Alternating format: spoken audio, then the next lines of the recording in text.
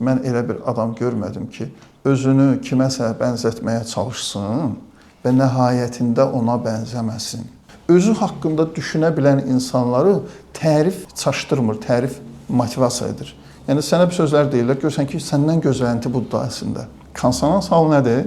Bir həqiqət təkcə sənin dilində deyil. O sənin həm qəlbindədir, həm həyatındadır. Sözü Konfutsi deyir ki, mən ora gəldim, çatdım ki, elə bir yerə gəldim, çatdım ki, ürəyimin istədiyini edirdim və bu göylərə narahatlıq yaratmırdı. Çox bağışlayan, çox mehriban Allahın adı ilə salamlayıram hər birinizi. Xoş gəldik, xoş gördük sizi. Konsonans halından danışacağıq bu günləri. Psixologiyada ən qəşəng bəhslərdən biridir konsonans. Müxtəlif cür tərcümə eləmək olar bunu. Bütünlük deməkdir konsonans, harmoniya deməkdir, uyğunluq deməkdir. Çox ciddi mövzudur. Bütün sanki hətta bütün təlimlərə baxsaq, sanki insanı bu hala çatdırmaq üçündür. Bütün cəhdləri bundan ibarətdir ki, insanı konsonans halına çatdırsınlar. İnsanı bir harmoniyaya gətirsinlər, insanı bir bütünlüyə gətirsinlər. Və bu çox ciddi məsələdir. Uzun ömürlü insanlar görsəz ki, var elə insanlar. Böyük şəxsiyyətlər də var və adətən maraqlıdır ki, məsələn, alimlər, elm adamları uzun ömürlü olurlar. Elə indi mən bəzilərinin adlarını çəkəcəm, bunların özlərinin maşallah olsun bir əsrə yaxın yaşayıblar. Bunun təməlində, təməl səbəblərindən biri, bəlkə də ən birincisi o insanların konsonans halında olmalarıdır. Harmoniya halında, bir bütünlük halında olmalıdır. İnsan yarımçıqlıqdan qaçır.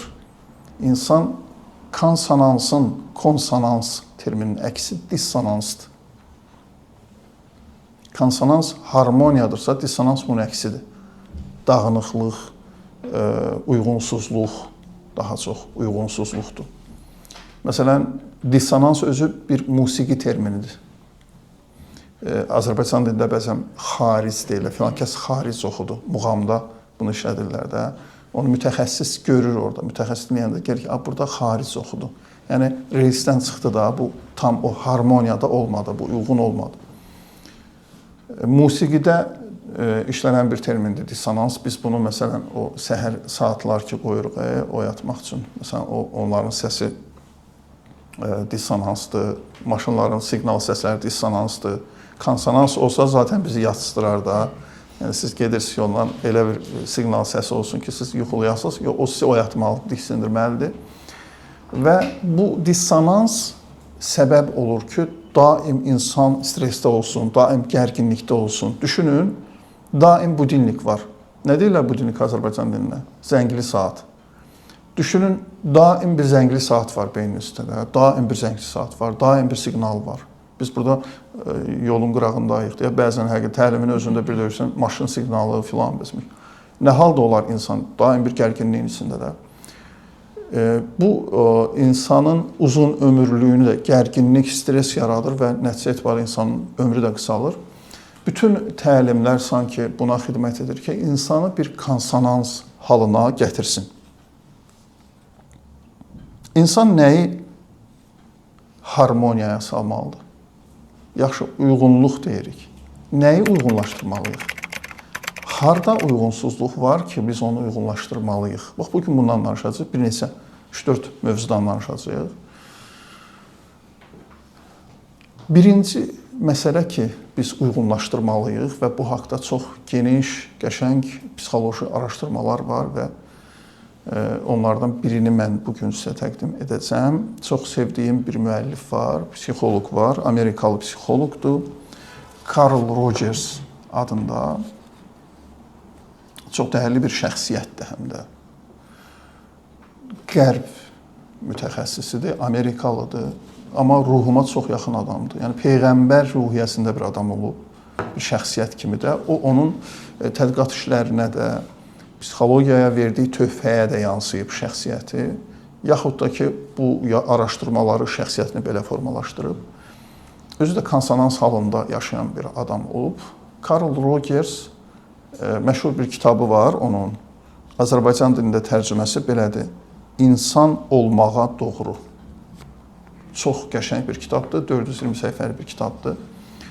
O öz Carl Rogers humanist psixologiya, yəni insan mərkəzli psixologiyanın banilərindən biridir. Daha çox elə banisi də demək olar. Abraham Maslow var bir də. Onunla birlikdə insan mərkəzli bir terapiya gətiriblər. İnsan mərkəzli, müştəri mərkəzli, klient mərkəzli, pasiyent mərkəzli, nə deyirsiniz deyin. Rogersə qədər pasiyentin terapiyada çox böyük hüquqları yox idi. Yəni direktiv üsullardan istifadə olunurdu. Tövsiyə, nəsihət, belə olmalıdır, get bunu belə elə, belə eləməlisən və s. və s. Direktiv üsullar, sərt üsullardan istifadə olunurdu. Bərabər hüquqluluq yox idi. Yəni terapevt daha üstün idi, daha üstün mövqeydə idi.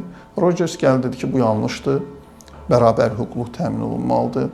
Terapiyalar insan mərkəzli olmalıdır. Və insana dəyər verməyə başladı terapiyalarda.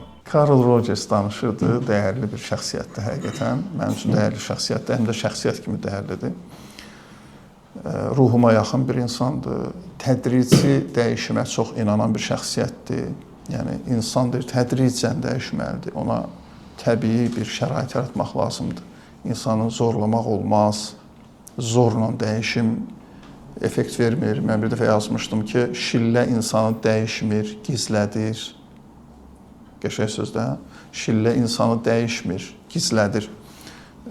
İnsan gizlənməsin deyə, həqiqətən dəyişsin deyə ona bir zaman vermək lazımdır, ona bir seçim imkanı vermək lazımdır, azad bir mühit yaratmaq lazımdır və direktiv üsullardan istifadə etməmək lazımdır ki, Rogersə qədər direktiv, sərt üsullardan istifadə olunurdu insanı dəyişmək üçün. Hətta yadınıza gəlsə, dostlar bəlkə bilərlər, bir dəfə belə bir paylaşımda, şəkildə paylaşmışdım. Orada göstərir ki, pasiyentin başı bir qazanın içindədir, qazanın içinə girib və belə bir göyə qazanları, onu elə düzəltmişdilər maraq üçün. Amma həqiqəti əks etdirirdi. Tam elə olmayıb fiziki mənada, amma elə olub.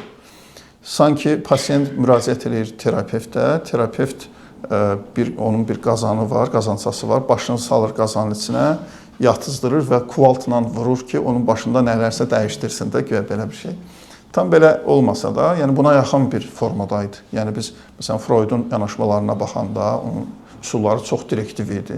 Yəni çox sərt danışmalar, çox təhqirlər, hətta bəzi çox acımasız yollardan istifadə olunurdu ki, pasiyentə nəyisə başa salınsın, yaxud ondan nəsə qoparılsın, nəsə əldə olunsun. Rogers dedi ki, bunlar hamısı yanlışdır. Daha mülayim yollarla, daha azad təbii seçimlə, yəni insana dəyər verir də, səmavi təlimlər də bunu deyir də. Mənə həm də ona görə yaxındır ki, səmavi təlimlər də bunu deyir. Tədris psixologiyası, baskı ilə deyil, yavaş-yavaş imkan verərək, şərait yaradaraq, bütün sözləri bir dəfəyə deməyərək. Bəzən pasiyent gəlir və səndən insandan soruşur ki, nə lazım mənə deyin də filan. Məsələn, bütün sözləri bir görüşdə istəyir ki, alsın səndən. Halbuki, yox, o bütün sözləri bir görüşdə almamalıdır. Yavaş-yavaş, mərhələ-mərhələ. Rogers bütün bunlardan danışırdı və onun əsas danışdığı bu kitabda insan olmağa doğru, adı da qəşəngdir, baxın, insan olmağa doğru. Mən ingilis dilində adını da bilirəm əslində, sadəcə demirəm. İnsan olmağa doğru, yəni oradakı prinsiplərlə insan yaşasa, onları həyatına tətbiq etsədir ki, insan olmağa doğru biz insan olmalıyıq, Rogers deyirdi. O məsələlərdən biri dediyim kimi mənlərdən danışırdı Rogers. Bizim bir real mənimiz var, həqiqi mənimiz var, bir də bizim ictimai mənimiz var. Cəmiyyətə təqdim etdiyimiz, insanlara təqdim etdiyimiz mən. Rogers deyirdi ki, bunların arasında balans yaratmaq lazımdır. Konsonans halının bizdə yaranması üçün, uyğunluq halı yaranması üçün bu iki mənin arasında uyğunluq yaratmaq lazımdır. Düşünün, bir insan əslində, məsəl üçün, hövsələsiz adamdır, səbirsiz adamdır, amma cəmiyyətdə özünü səbirli kimi təqdim edir. Hamı onun haqqında düşünür ki, nə səbirli adamdır, nə yaxşı adam. Əslində belə deyil. Müxtəlif şeylər düşünün. Misallarını özünüz tapan çox daha sərt misallar da buna tapmaq olar. Bir insanla bağlı düşünürsən ki, çox mənəviyyatlı insandır, çox əxlaqlı insandır. Bizim düşüncəmiz ondan bağlıdır. Halbuki əslində o elə deyil. Və bu baskı var, bu uyğunsuzluq dəhşət bir şeydir. Cəmiyyət səni bir cür tanıyır. Bir növ insanlar var ki, məsələn belədir. Bu heç olmasa belədir vəziyyət. Məsələn mənəviyyatsız adamdılar. Cəmaət də elə bilir də bu mənəviyyatsız adamdır. Çox problem yoxdur. Cəmaət bunu belə tanıyır. Məşhur eşitmirsiniz də bir nəfər içki içən kəsir bir alimin qabağını, məsciddən çıxır alim məsciddən və içki içən kəsir onun qabağını və deyir ki, mən ən azından deyir, göründüyüm kimiyəm də, yəni necəyəmsə oyam da, məsələn, cəmaatda görür. Bəs sən necəsən? Sən də göründüyün kimisən. Təqribən belə bir şey. Həqiqətən də o Elvinin dediyi kimi alimdə bir oyanış yaradır da, həqiqətən də cəmiyyət məni belə tanıyır. Xüsusən ictimai statusu olan insanlar, ictimai xadimlər, yazıçılar və s. bax bu bəladan əziyyət çəkirlər. Cəmiyyət onları bir cür tanıyır, hörmət edir, sayğı göstərir. Əslində isə vəziyyət xarabdır. Əslində gerçəklikdə bu həqiqətən dəhşət bir şeydir. Deyirdi ki, o adamlar ki, bunu uyğunluğu yaradıblar, burada harmoniya yaradıblar, bu yaradılan bir şeydir. Bunu zamanla yaratmaq mümkündür. Zamanla bunu yaratmaq mümkündür. Mən bəlkə də sonra deyəcəyim bir bəhsi indi deyim. Əslində sonra istədim bunu. Başqa bir mütəxəssis var, Leon Festinger adında. Bu da Amerikalı bir mütəxəssisdir, sosial psixoloqdur. Sosial psixologiyanın yəni həqiqətən dühalarındandır, dahilərindəndir Leon Festinger. O bu məsələni belə həll edirdi. Məsələn, tutalım biz indi burada qınayırıq da, düzdür. Biz deyirik ki, insan gərək göründüyü kimi olmalıdır. Mən alim deyiləmsə, özümü cəmiyyətə elə təqdim etməməliyəm. Mən ədalətli deyiləmsə, özümü cəmiyyətə elə təqdim etməməliyəm. Mən səbirli deyiləmsə, mən kitab oxuyan deyiləmsə, insan var, mənim şəxsən tanıdığım adam var. Sosial şəbəkə hesablarına baxsan, hər yerdə kitab falan, amma tanıyıram, bu kitab oxuyan deyil. Amma ki, hədə belə görsənmək istəyir. Yaxud mənim bir obrazım var. Yerlə göy arasında romanında Cavanşir kitab oxuyan deyildi, amma hara gedirdi, kitab apardı özünə. Yəni şiddətli kitaba sevgisi var idi, oxumaq istəyirdi, amma olmur da. Amma cəmaatın onunla bağlı təsəvvür verirdi. Yəni kitab oxuyanda əlində hər yerə gəlir kitab, bəzən kitablardan sitatlar falan, hamı da deyirdi, maşallah olsun. Amma deyil. Tamam, biz bunu qınayırıq. Festinger məsələni belə həll edir. Çox qəşəng bir həll yoludur. Festinger deyir ki, dəyməyin belə insanlara. Belə insanlara dəyməyin. İcazə verin onlar bu ikisinin arasında harmoniya yaratsınlar. Görün, nə maraqlı yanaşmadır. Deyir ki, ümumiyyətlə, şəxsiyyət necə formalaşır? Müxtəlif nəzəriyyələr var. Yəni, insan A nöqtəsindən B nöqtəsinə niyə gəlir? Necə olur ki, insan A nöqtəsindən B nöqtəsinə gəlir? Dünən belə idi, indi belə bir şəxsiyyətə çevrilir. Necə formalaşır? Festinger deyir ki, şəxsiyyətin formalaşma yollarından biri budur. Siz niyə insanları məhrum edirsiniz? İnsan əvvəl özünü cəmiyyətə kitab oxuyan kimi təqdim edir, sonra o təqdimatına uyğunlaşdırmağa çalışır. Buna bənzəyir. Bu alpinistlər, dağa dırmananlar, o bir kəndir atırları, karabin. Düşünək ki, alpinist əvvəl karabini atır, ilişdirir harasa, o yerə ki, çıxmaq istəyir. Sonra yavaş-yavaş dartır özünü, orada çatdırır. Festinger deyirdi ki, o karabin kimidir. Bu karabindir. İnsanların karabinini əlindən almır. O ki, özünü kitab oxuyan kimi təqdim edir, mərhəmətli göstərir, ədalətli göstərir. Əslində, o alpinist kimi də ora çıxmaq istəyir. Onun hədəfi odur. İmkan verin, qurcalamayın, ruhiyyədən salmayın. Dərhal, məsələn, mən düşünün ki, həmən adama yazıram ki, qırışmal, nə kitab, sən kitab oxuyan deyilsən, falan falan. Bəlkə o hasansa oxuyacaqdır kitabda, özünü dartıb var, amma belə ruhiyyədən düşür, bu qurcalamaqlarla, filanlarla. Ona görə, baxın, Festinger də gəlir, məsələni belə həll edir. Deyir ki, harmoniyanı bu formada həll etmək lazımdır. uyğunsuzluğu, iki mən arasında uyğunsuzluğu. Əgər insan bu formada həll edəcəksə qəşəngdir. Həll etməyəcəksə, məsələn, belə də ola bilər də, bir insan daim özünü belə təqdim edir. Burada Festingerə verilən cavablardan biri budur. Leon qardaşımız, məsələnin problematik tərəfi bundan ibarətdir ki, bu bir tələ ola bilər. Yəni, insan deyir ki, mən özümü belə təqdim edirəm, cəmiyyət də məni belə tanıyır, kifayətdir də, məsələn. Bu bir tələ də ola bilər. Yəni, bu insan o dağa dırmanmaya da bilər. Atır ora və salam, dırmanmır ora. Təkanı bu tərəfdən vermək lazımdır ki, insan bilməlidir ki, bu əslində gözəl bir şeydir, mən özümü necə təqdim edirəm. Belə bir maraqlı ifadə var İmam Əlidən, daha qətidir.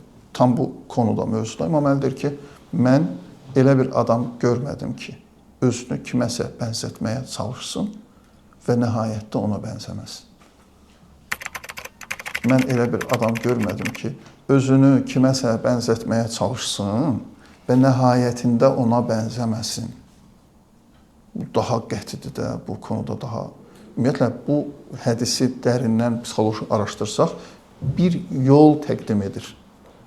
Özünüzü kiməsə bənzətməyə çalış. Yolun əvvəli belə başlayır. Bənzətməklə bir kumiri olmalıdır insanın. Nəyə görə bizə peyğəmbərlər təqdim olunur? Onlar sadəcə hansısa mesajları bizə çatdırmaq üçün gəliblər. İmamlar, övliyalar, böyük şəxsiyyətlər və s. və s. Bütün bunlar həm də ona görə bizə təqdim olunur ki, biz bir örnəkləri görək, onlara bənzəməyə çalışaq və nəhayətində onlara bənzəyək. Yəni, Festinger gör məsələ nə qəşəng həll edir. Deməli, Rogers kimilər deyirdilər ki, bax, bu uyğunsuzluqdur, bu yanlışdır. İnsanın müxtəlif mənləri filan, bir qınaq sanki tonu var idi da. Amma Festinger deyir ki, bu deyil məsələ. İmkan vermək olar ki, insanlar bunları rıçaq kimi istifadə edib, çatmaq istədiyi hədəflərə çatsınlar.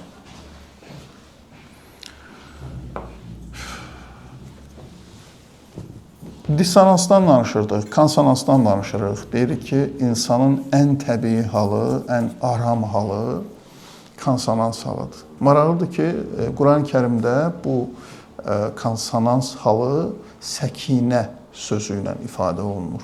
Səkinə halı. Bütün peyğəmbərlərin səkinə halı olub. Deyir, biz onlara səkinə endirdik. Nədir səkinə? Həmən o aramlıqdır. O konsonans halıdır. Real məni ilə ictimai mənin üst-üstə düşməsi. Birinci məsələ budur. Biz çalışmalıyıq ki, real mənimizlə ictimai mənimiz üst-üstə düşsün. Bu konsonansdır, bu bütünlükdür, bu harmoniyadır, bu rahatlıqdır, bu gərginlikdən xilasdır, bu uzun ömürlülükdür, bu həzdir, böyük bir həzdir. İnsan konsonans halında olsun. Yoxsa o insan ki, onun real məni ilə ictimai məni arasında dağınıqlıq var, uyğunsuzluq var. İstənilən bir, o insanlar adətən şübhəçi olurlar, skeptik olurlar. Yəni, düşüncələrə qarşı yox, yanlışmalara qarşı. Məsələn, bir insan deyir ki, bir insan belə baxmadı, elə baxdı, narahat olur. Bir insan bu sözü demədi, o sözü dedi, narahat olur. Niyə görə? Çünki bir narahatlığı var, özündə həll etmədiyi bir məqam var və düşünür ki, onu mu fərq etdilər?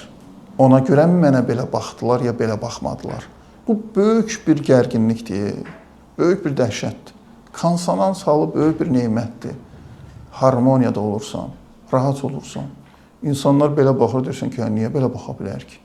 Baxır da, niyəsə görə belə baxır. Çünki rahatsan, hər hansı bir narahatlıq yoxdur, deyirləri xılt, hər hansı bir xıltın yoxdur. Nə bilim, paxır deyirlər, bəzən hər hansı bir paxırın yoxdur. Quran-Kərimin maraqlı yanaşması var, deyir ki, yəhsəbunə kullə səyhətin aleyhim. Ərəbcəsi qəşəngdir, ona görə dedim. Deyir ki, hər əsən küləyi öz əleyhlərinə hesab edirlər. Küləkəsir, külək dedir ki, niyə əsir? Ondan belə narahat olur. Qapı döyülür, ondan belə narahat olur bir şey var. Ona görə bunun əksini düşünün, konsonans halı, külək əsir, əsir, qəşəng əsir. o insan belə baxmadı, bu insan belə demədi falan. Böyük bir xoşbəxtliyə əslində çağırıram konsonans halı ilə. Digər hissələrinə toxunacaq bir bütün halda görəcəksiniz ki, həqiqətən də konsonans nə gözəl bir şeydir. Nəyi nə ilə uyğunlaşdırmalıyıq? Birincisindən danışdıq. Real mənimizlə ictimai mənimi uyğunlaşdırmalıyıq. Festinger dedi ki, bu əslində yaxşı bir şeydir. Buna imkan vermək lazımdır insanlar. Mən bir dəfə yazmışdım bu haqda ki, mən əslində insanların ictimai mənini görəndə ümidlənirəm. Yəni, bu insan belə olmaq istəyir də ən azından. Niyə hər şeyə mənfi baxırıq ki? Bu insan özünü belə təqdim edirsə, deməli, belə olmaq istəyir də, imkan verin, belə olsun. Bu ümidli bir şeydir. O mu yaxşıdır? Sən deyəsən ki, ümumiyyətlə, heç nə. Mən necəyəm, eləyəm də cəmiyyət. O bir şey var ki, kompleksizlik, hayasızlıq filan, necə lazımdır? Yox. İnsanlar özlərini belə göstərmək istəyirlərsə, deməli, buna doğru baxırlar və buna çox doğru addım atırlar. Sən də təriflərinlə insanları dəstəkləyə bilərsən bu məsələdə. Bizim bu konuda yardımımız nə ola bilər elə insanlara dəstəkləməklə? Hə, əladır, gözəldir, sən elə doğrudan da beləsən. Bizdə ancaq mərdi qova-qova namərd eləyirik. Belə bir söz vardır, mərdi qova-qova namərd eləmək. Bunun əksi də mümkündür. Namərdi də qova-qova mərd eləmək mümkündür. Mən bir dəfə yazmışdım ki, öz əzizlərinizi öz təriflərinizlə islah edin. Öz yaxınlarınızı öz təriflərinizlə islah edin. Yəni, məsələn, ad günlərində bizə müxtəlif təriflər gəlir də, müxtəlif xoş sözlər deyilir ad günlərdə. Sən beləsən, sən çox dəyərlisən, sən çox əzizsən, filan çox qəşəng sözlər gəlir. Biz həmişə bu tərəfdən baxırıq. Niyəsə belə formalaşmışıq da, yəni tərif məsələsində. Tərif insanı körlüyür, tərif insanı filan. Tamam, həqiqətən də tərifin körlayıcılıq funksiyası da var. Amma refleksiyası olan insanlar var da, yəni özü haqqında düşünə bilən insandır. İnsanda bu maraqlı bir qabiliyyətdir. İnsan özü haqqında düşünə bilir. Özü haqqında düşünə bilən insanları tərif çaşdırmır, tərif motivasiya edir. Yəni, sənə bir sözlər deyirlər, görsən ki, səndən gözlənti budur da əslində. Səndən gözlənti budur. Sən də öz bilirsən, axı, əslində mən necəyəm. Əslində buna layiq deyiləm. Amma məndən gözlənti budur. Bu, yaxşı bir şeyə, yerə dartır apar adamı.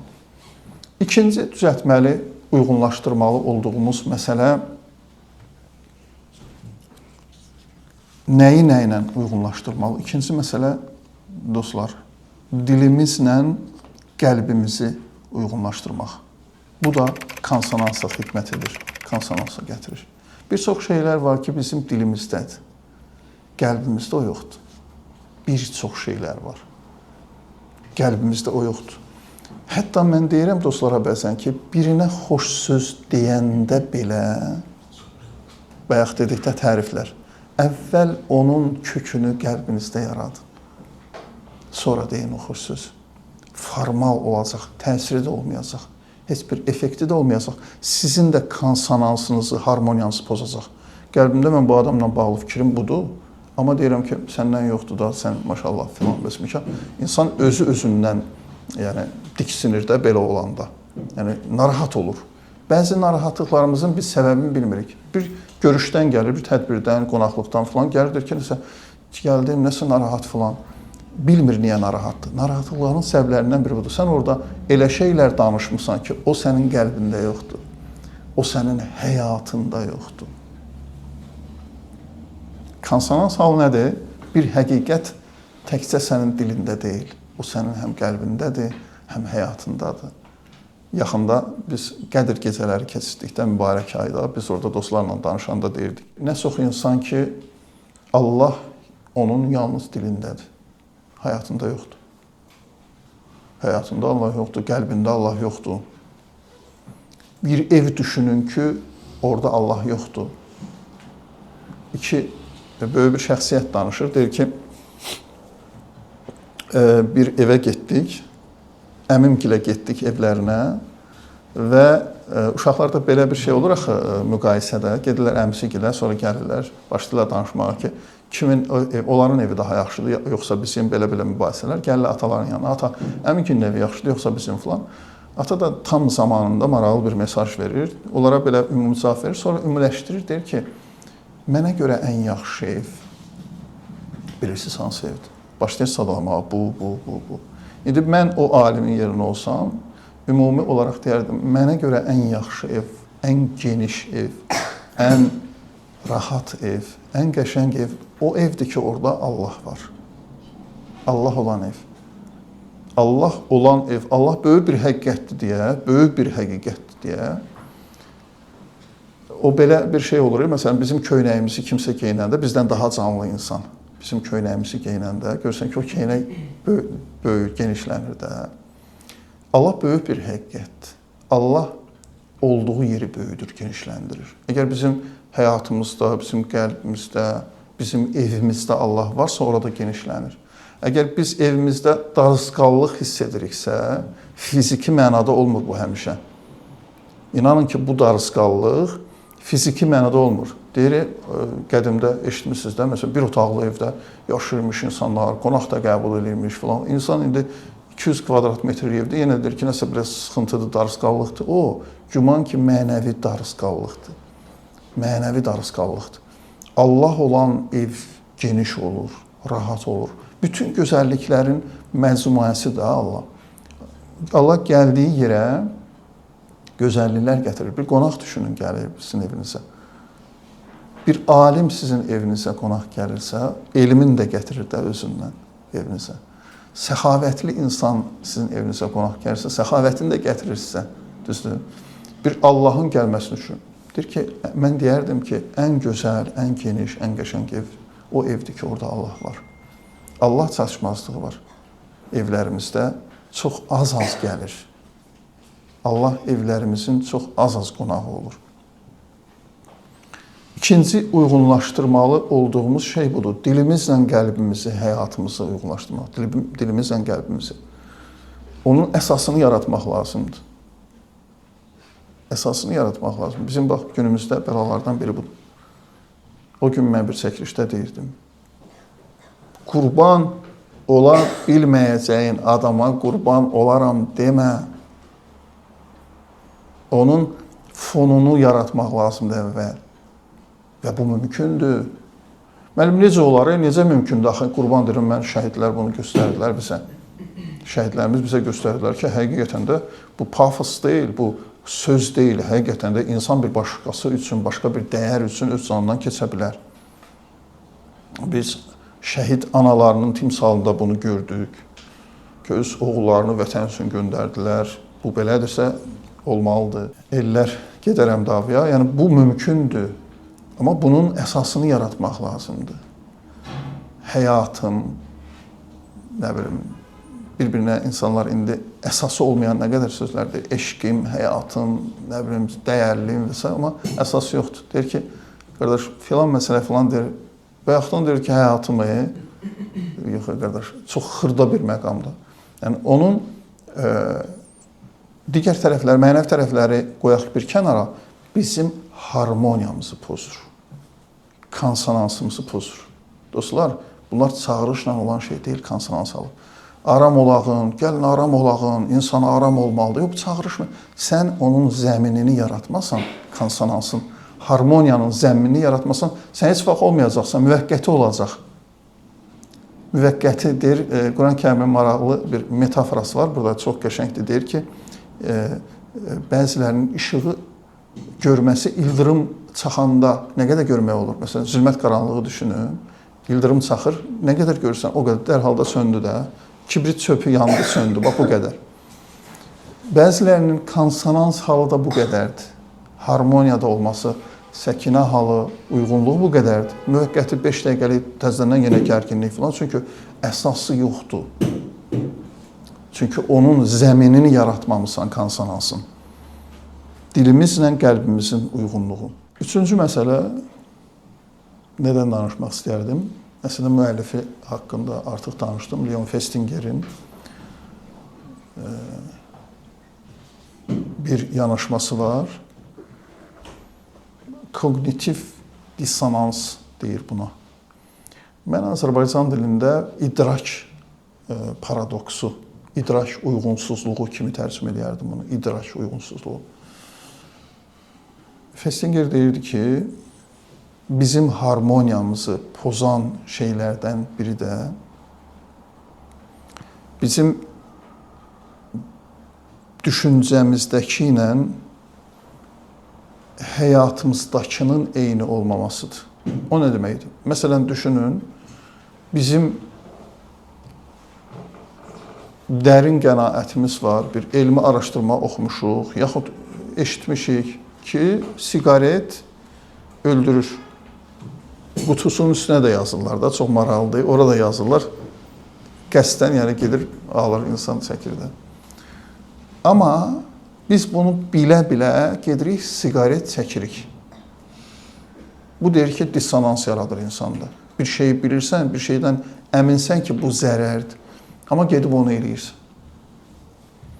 Yaxud məsələn, bir şey yaşayırsan həyatında var o, amma qəlbində, düşüncəndə yoxdur.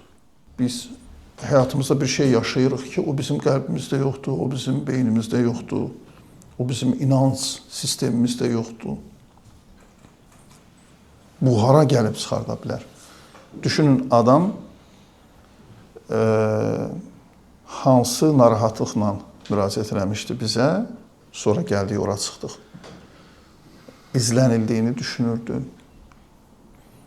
Adam öldürmək istəyirdi. Aqressiyası var idi ki, mən kimisə öldürmək istəyirəm. Özünü öldürmək yox, bir başqasına zərər verməm. Bu simptomlarla gəlmişdi. Və sonraki mərhələdə səbəblərindən biri çıxdı ortaya ki, bu həyatında yaşadığı kognitiv dissonans bu insanda bu narahatlıqla, bu kimi narahatlıqları yarada bilərlər. Deməli, burada uyğunluğu yaratmaq lazımdır, harmoniyanı yaratmaq lazımdır. Zaten bizim onunla gördüyümüz iş buydu. Bu harmoniya yaranmalıdır. Sən bir şeyi yaşayırsansa, o sənin qəlbində olmalıdır, o sənin düşüncəndə olmalıdır. Uzun müddət bu dissonansda yaşamaq insanda böyük bir gərginlik yarada bilər. Bilirsiniz, bildiyim qədərlə Yaponlarda belə bir cəza növü var. Düşünün ki, oturublar eyni məkanda və onun başının üstündən davamlı olaraq bir damcı düşür başına.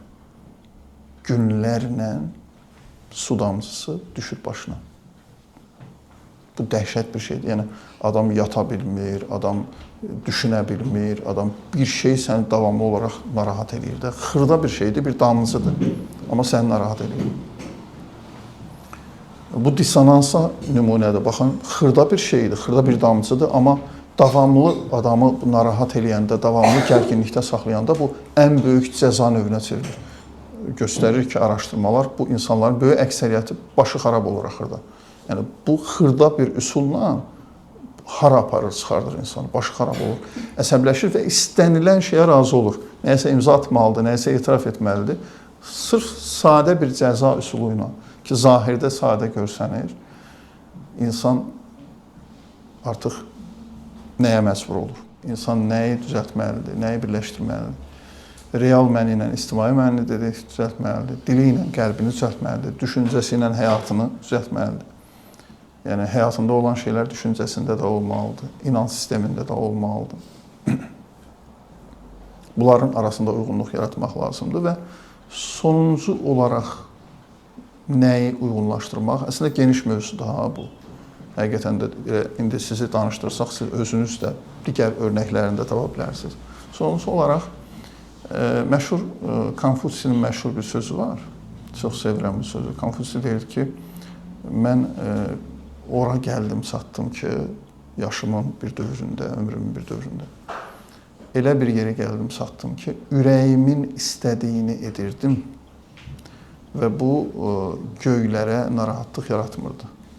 Göylərin əmrini pozmuş olmurdum. Göylər deyəndə, yəni ilahi sistem nəzərdə tuturdu da.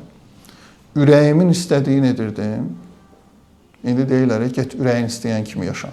Məsələn, biz ürəyimiz istədiyimiz kimi yaşasaq, biabırçılıq olacaq da. Yəni, bir insana desən ki, get ürəyin istədiyi kimi, vəssalamda fəlakət. Elə bir dedin, get özün at uçurma. Amma deyir ki, elə bir mərhələyə gəldim, çatdım. Mən ürəyim istədiyim kimi də, belə bizdə söz var, kefim istəyən kimi yaşayırdım. Amma göylərin qanununu da pozmurdum. Heç bir göy qanununla da bu təzad yaratmırdı. Bura gəlib çatmaq lazımdır. Bura çatmağın yolları nədir ümumiyyətlə?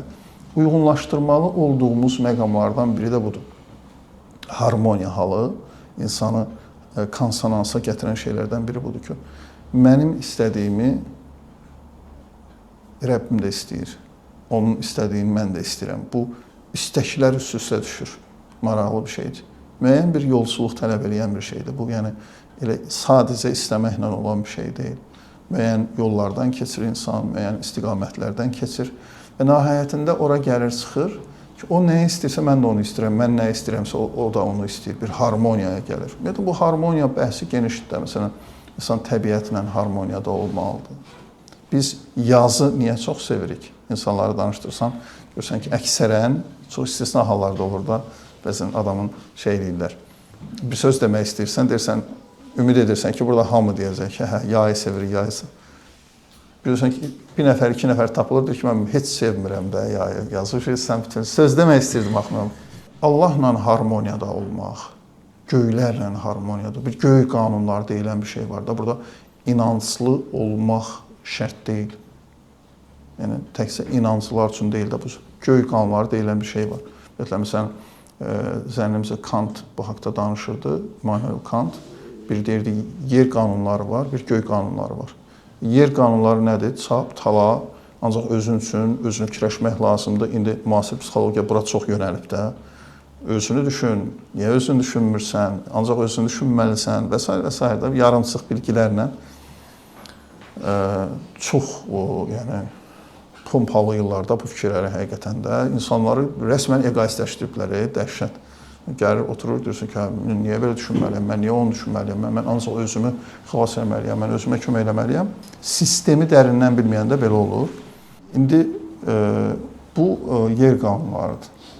Bir də göy qanunları var. Kant deyirdi. Göy qanunları nədir? Göy qanunları deyir ki, fədakarlıq, bir başqası, mərhəmət, əlindən tut, kömək elə və s. və s. Nietzsche'nin məşhur bir kitabı var, Xeyirlə şərrin o tayında. Ümumiyyətlə, Nietzsche mərhəmətə çox, necə deyim, sərt təpki göstərən filosoflardan biridir ki, bu mərhəmət nədir? Niyə siz zəifə kömək eləməlisiniz? Zəif elə qırılmalıdır, getməlidir və s. Yəni, loru dildə desək belə deyir də. Göy qanunları deyir ki, yox, kömək eləməlisən, əl tutmalısan, belə-belə. Siz düşünün ki, insan harmoniyaya gəlsin, həyatı elə olsun ki, ürəyi istədiyi kimi yaşasın və o göy qanunlarının da heç birini pozmamış olsun. Konfusi belə deyir, dəqiq ifadəsi belə idi. Ürəyimi istədiyim kimi yaşayırdım və heç bir göy qanunu da pozmamış olurdum. Çox maraqlıdır. Bu zamanla bu harmoniya yarana bilər, inanın. Yəni, onun sevdiklərini sən də sevirsən. Biz deri atın yanına bağlayanda həmrəng olması, həm xasiyyət olar. İnsanlar arası münasibətdə də belə olur da. Məsələn, 2-5 dost düşünün, əvvəl fərqli şeyləri sevirdilər falan. Yavaş-yavaş, uzun müddət bir yerdə vaxt keçirdikcə, yavaş-yavaş onların istəkləri yaxınlaşır. Təqribən görsən ki, artıq eyni istəkləri uyğunlaşıblar, eyni zövqləri yaxınlaşıb. Mən bir dostumun evinə zəng eləmişdim. Çoxdan da görmədiyim bir dostum. Eşitmişdim ki, ailə həyatı qurub, neçə illərdir. Evinə zəng eləmişim, yoldaşı telefonu götürüb. Siz təsəvvür edin, mən düşündüm ki, bacısıdır. Halbuki bunlar tamam fərqli istiqamətlərdəndir. Məsələn, biri deyək ki, Lənkərandandır, biri məsələn, hardan deyək, Tovuzdandır, məsələn. Bu iki insan ləhcəsinə kimi, intonasiyasına kimi bir çox şeylərdə fərqlidir də. Telefonu götürüb elə bilirəm ki, həmən dostumun özüdür, yəni bacısıdır. Yəni çox yaxınlaşıblar da, yəni uyğunlaşma o qədər dərindən olur. Xüsusən də arada bir sevgi olursa, yəni uyğunlaşmanın səbəbləri də var da. Görürsünüz, yenə şaxələnir mövzu əslində, dərin mövzu. Yəni bu bənzərlik, uyğunlaşma yanaşılıqdan yaranmır. Düşünməyin ki, kimlənsə biz davamlı olaraq eyni yerdə vaxt keçirdəndən sonra, müəyyən müddətdən sonra biz bir-birimizə bənzəyəcəyik, uyğunlaşacağıq falan. Yox, bir şey olmalıdır ortada, bir sevgi olmalıdır ortada. Hə, mən təəccübləndim ki, bura bax, necə də, yəni belə bir şey eşitmişdim ki, filan yerdən ailə həyatı qurub, intonasiyasına kimi, səsinə kimi çox bənzərlik var. Üçüncü yaxud dördüncüdür, bilmirəm, uyğunlaşdırmalı olduğumuz şeylərdən biri budur. Yəni, sevgi ilə yanaşanda insan bu harmoniyaya gəlib çata bilir. Ömrünün bir yerinə çatır. İndi Konfutsi bunu neçə yaşında deyib, Allah bilsin, amma nə gözəldir, o bayaqki söhbətimizdə bunu 50-70 yaşımızda falan yaşımızda deməyək də, bunu indidən özümüzdə elə yaradaq ki, o uyğunluq olsun, o harmoniya olsun, o konsonans halı olsun. İndi bütün bunları dinləyəndən sonra bilirsiniz, əsas nə demək istəyirəm? Qəşəng bir şey demək istəyirəm. Biz konsonansdan danışdıq, psixologiyadan danışdıq. Amma bir məsələ var. İndi mən deyəcəm, onu sizə tam aydın olacaq da, indi aydın olacaq. Mənim çox təbliğ etdiyim bir həyat tərzi var. Ona mən adını qoymuşam Yasin əxlaqı, Yasin əxlaqı. Yasin əxlaqı nədir? Yasin əxlaqı əvvələn Yasin, ya ey deməkdir, ey sin deməkdir. Sin deyirlər ki, Peyğəmbərimizin ləqəblərindən biridir. Ləqəb bilirsiniz də nədir? Yəni, ləqəbdir. Bizdə ayama da deyirlər ona. Məsələn, mənim babam yaraşıqlı adam olub, ona şəkil İsrafil deyilmişlər. Şəkil gözəlliyi üçün vaz edirək, şəkil kimi adamdır falan. Şəkil İsrafil, məsələn. Peyğəmbərin ləqəblərindən biri sin olub. Ey sin. Bəs sin nədir? Ki, biz deyirik Yasin əxlaqı. Sin o şəxsdir ki, bütün bu danışdıqlarımız onun real məni ilə ictimai məni üst-üstə düşür. Harmoniyadadır, konsonansdadır. O əslində necədirsə, cəmiyyət də onu elə tanıyır. Cəmiyyət onu necə tanıyırsa, əslində də elədir. Bir konsonansın uyğunluğun içindədir. Digər bir nöqtə, onun dilində olan qəlbində də var. Eysin, yəni o kəs ki, dilində olan qəlbində də var. Dilində olan həyatında da var. O kəs ki, həyatında olan düşüncəsində də var. Bütün bunları siz toplayın. Gizlininlə aşkarı eynidir. Gizlininlə aşkarı eynidir. Konsonansda danışacağımız şeylərdən biri də budur da, gizlininlə aşkarın eyni olması. Gizlinin bərbad, aşkarın qəşəng. Bu insanı həqiqətən dəhşət bir dissonansda saxlayır, gərginlikdə saxlayır. Buna çalışmaq lazım, dostlar. Rahatlıq budur, səkinə halı budur, konsonans halı budur. Bu gündən etibarən, təbii ki, hər kəsin bir yolsuzluq olub, mən belə buradan böyük çıxmasın, sanki bunları bilmirdiniz, birindən başlayacaqsın. Yəni, daha təkid edirəm də. Bəlkə kimdəsə insight yarandı, bu günləri fərqindəlik yarandı. Buna çalışmaq lazım, dostlar. Konsonans halına, bu bəxtəvərlikdir. Belə söz var deyə, bəxtəvər olasan. Allah biləndə rəhmət eləsin, mənim anamın sözüydü, həmişə deyirdi, bala, Allah səni bəxtəvər eləsin, Allah bəxtəvər olsun. Özü kimi bəxti də gözəl olsun filan filan. Bəxtəvərlik budur, baxın. Bəxtəvərlik budur, konsonans halıdır, harmoniya halıdır.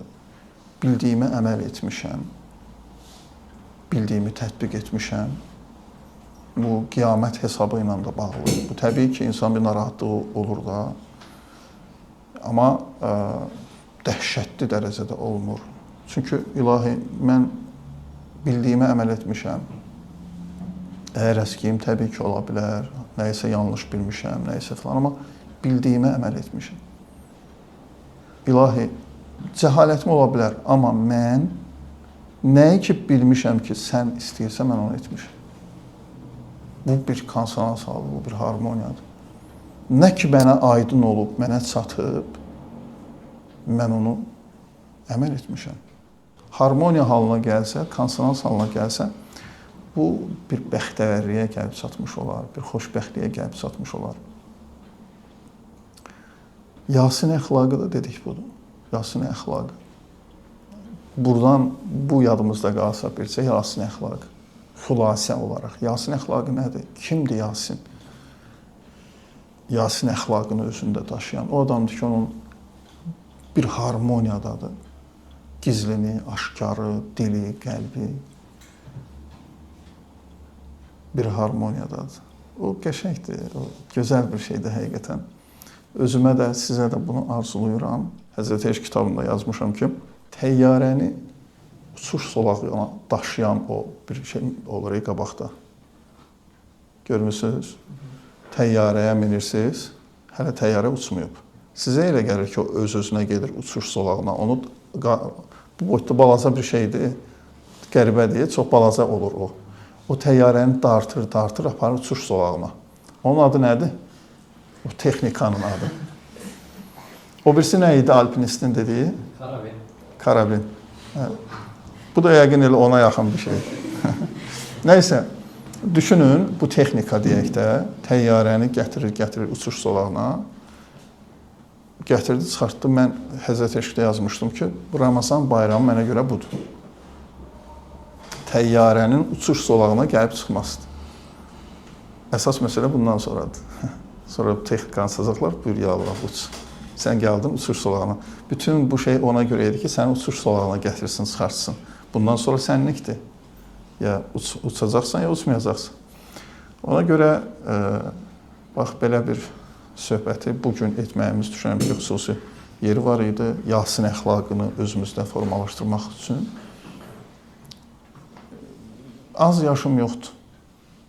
Yəni, bu yaşa gəlib çatdım. Bəxtəvərliyi bundan başqa yerdə görmədim.